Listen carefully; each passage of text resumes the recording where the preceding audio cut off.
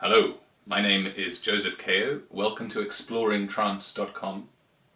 I'd like to invite you right now to participate in a little experiment in something called provocative therapy. Now, provocative therapy isn't really something that can be done properly just through a video or just through recording. It's a very live, interactional experience. Provocative might suggest confrontational, but that's the wrong way of thinking of it. Provocative, in this case, simply means calling out, provoking different changes, often through humour, through reverse psychology, through playing devil's advocate with the client or with the patient, so that rather than therapy being a very linear, serious, step-by-step analytical process, we invite humour, playfulness, absurdity back into the process of change and transformation, because when you lose your sense of humour about life, that's often when you get stuck, when you relentlessly analyse a problem to death, thinking about every single aspect of why you're stuck, how you became stuck, the step-by-step PowerPoint presentation process of how you should be moving forward with your goals. Often that kind of excessive left brain, serious,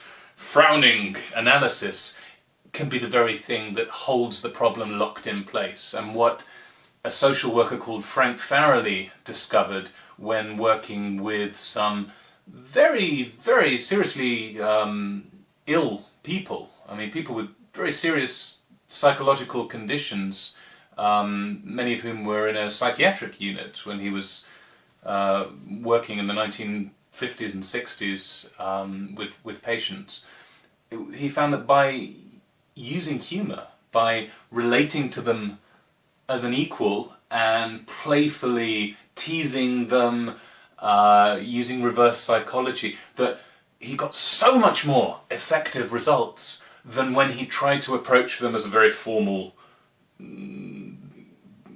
therapist who was going to treat them in a step-by-step manner and analyse them and write notes about exactly why they were the way they were. That humour and being engaging with the person that you're working with and going off in all sorts of weird tangents and different directions, that in itself can be so therapeutic for the brain.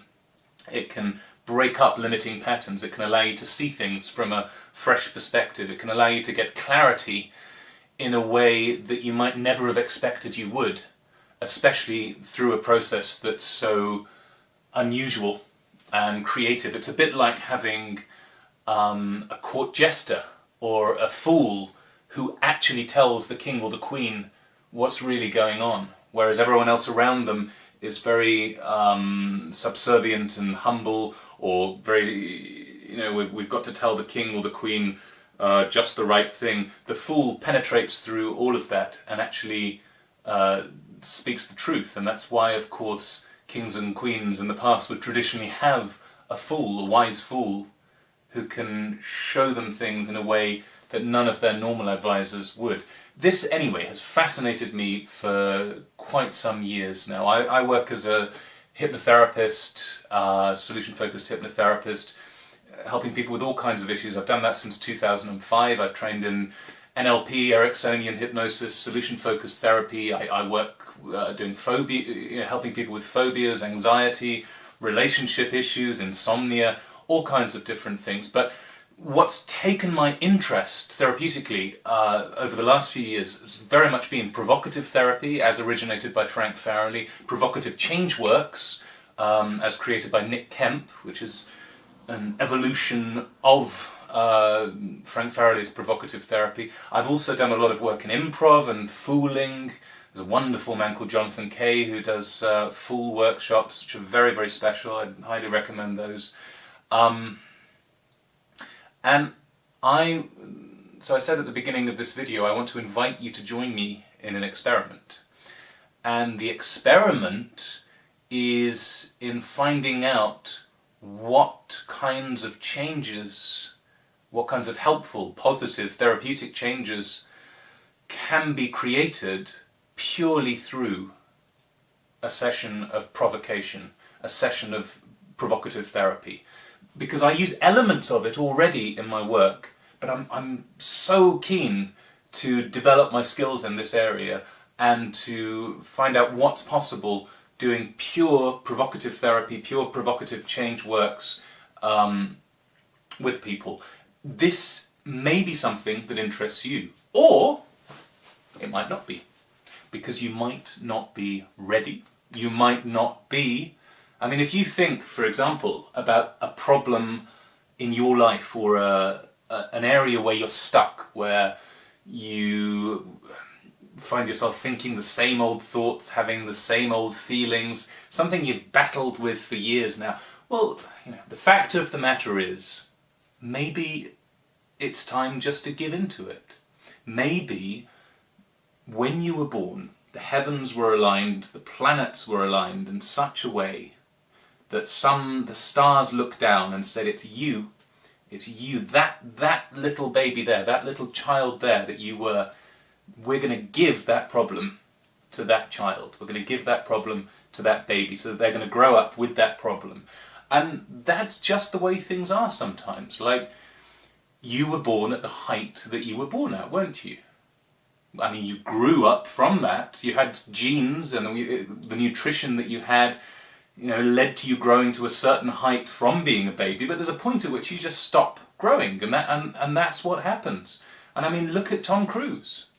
If you think about Tom Cruise and how he has to wear lifts in his shoes, it's not fair, is it? It's not fair how someone can be that successful and yet they're using lifts in their shoes. I mean, if you think about the fact that you've had this problem and yet you don't need to wear lifts in your shoes, or maybe you do, I don't know, maybe if you wore lifts in your shoes, that problem wouldn't be there anymore. I mean, it could be. People look at you differently when you're a bit taller. Look at the research. The American president who gets elected each time statistically will be the taller one. Unless you're too tall, which is a whole other matter again. So the issue is, why not recognize that you're performing a real value to society in having this problem? Because other people can look at you and say, whew, there but for the grace of God go I. I'm so glad that this person, that he or she has this issue, because I'm so glad because I don't have to have it. God, it just makes me feel, perhaps your friends sometimes think that. Perhaps they think, God, I really like knowing this person because it just makes me feel so much better about myself knowing that I don't have that neurosis, I don't have that problem. Could be. Could be. So what you could think about is how you could do your problem better, how you could worry more effectively and maybe find more times to worry about it, because there are probably windows in the day when you're not worrying about it yet. There might be times when you're just comfortably sitting, reading a book, or on the train, or in traffic in your car, and you might have forgotten to think about it. So you probably aren't doing the problem enough, and if you do it more, well, then you'll have fulfilled what was perhaps your destiny. Just think, for example, about if you had a time machine and you went back, I don't know, 150 years, you met your great-grandmother when she was, I don't know, in her 20s or in her 30s, and if you could ask her what she would say about this, if you could look at your great-grandmother when she was 30, you look at her eye to eye, and you say, what do you think about this problem, great-grandmother? You know what expression she'd have on her face. You do, and you know, as she listened to you talk about it, what she'd say. And if you really think about it, and if you saw yourself through your great-grandmother's eyes, it'd be a different perspective. And from that perspective, thinking about that problem now, you can notice that by using absurdity, by going in different directions, I'm not saying that everything's instantly changed, but that you start to shift how you think about things. If you go back to that original problem, you say, okay, well, what was the problem? What was I thinking about a few minutes ago? You might notice things are different, more expanded in your mind, that there's a broadening of perspective, that you could get higher lifts in your shoes. Could be. Imagine if you were looking at the whole issue just from a couple of inches higher, just looking down on it. But you might start to notice different thoughts coming to mind.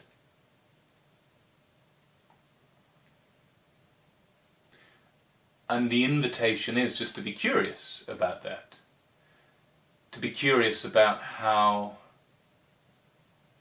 going in different directions and adding in different elements into the way that you think about a particular issue starts to change the issue and expand it and break up old limiting thought patterns in a way that rigidly, logically analysing it with a microscope can't do. Unless you take that microscope and you magnify the microscope itself. Because that's something that people don't often do. If you were looking at your problem through a microscope and you were looking at the very, very details of like the last time you were worrying about that thing, and you looked, you looked through a microscope kind of at a photo of yourself worrying about that particular issue or having that particular emotional response, and you really focused in on the microscope, just kind of on a pore of your skin about there, and then you put another microscope in front of that lens, so you were looking at a magnification of that pore of your skin, of that you worrying about that issue. It might be that you notice something at the cellular level that's been triggering all of this. It could be some sort of, it might not be a food intolerance, it could be a furniture intolerance. It could be that every time you've had that issue, there's been a particular armchair, either in the room or in the next room. Particular shape of armchair, maybe one of those with the rounded arms. And it could be that your unconscious mind associates that particular shape, those two rounded arms, like two big rounded arms, with you having that particular issue. So if you avoid the right kinds of furniture and don't sit on the wrong kinds of furniture, there you go. And your body knows when you're comfortable sitting on a sofa. That's true, isn't it? And some sofas are comfortable, some sofas aren't comfortable. So you've got to think, if you were a sofa right now, how comfortable would you be on a scale of 1 to 10? If you were a human sofa. Yeah, give it a number. Would you be 6? Would you be 8? Would you be a premium habitat luxury sofa? Would you be some budget sofa that you get off Free Cycle that's already a bit sagging? What kind of sofa are you? And the more that you take these questions seriously, the more you might find that, again, when you think back to what you started out thinking about when we began this conversation about what you might want to work on or change, or what was the problem when you were thinking about it, again, so far so good. So far so good, but if you think about it, again, now, just notice what's different. And this is only a recording, it's only me talking to the camera, I'm talking to you, but through this camera. So you can't really tell me what's different, but you might just find you can tell yourself that if you try to think about it in the way that you were thinking about it, something might already be not quite the same as it was.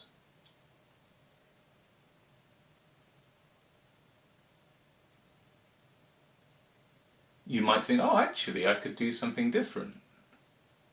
Really? I mean, really, actually, but you could do something different with this.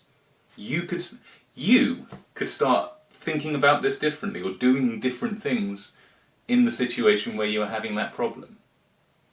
Really? Oh, come on. Come off it. You probably need to do the problem more.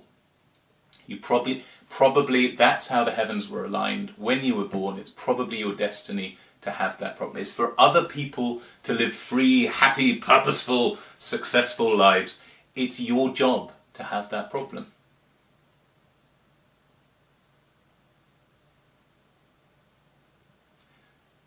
Okay. So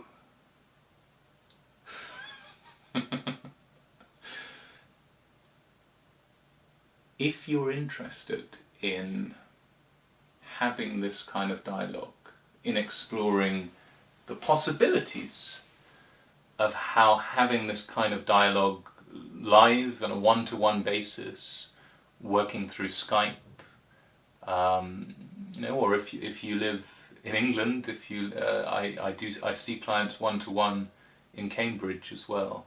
But if this intrigues you, if this interests you, if you start to feel the possibilities of how working in a non-linear, somewhat random, playful, teasing way can actually break up limiting thought patterns that makes it hard to think about the same problem in the same way again, and that starts to stimulate you and provoke you into wanting to do new things. Not yet, not yet of course, but if you start to get a sense of that, a feel for that, and you'd like to explore this further, I'm interested in working with you and in developing my own skills as a provocative therapist. I don't claim to be some master of this. I don't sit on a mountaintop and dispel provocative wisdom to people. Dispel provocative wisdom? Disperse. Anyhow, get in touch with me. Take a look beneath this video, you'll find out how you can contact me, and and this won't be for everyone, but if you're one of those people that just feels an interest in this, a curiosity about this, have a read about provocative therapy. Frank Faraday wrote an amazing book on it. Look into it, and if you'd like to work with me in a one-to-one way and to explore the possibilities of this, take a look beneath this video, and I look forward to hearing from you.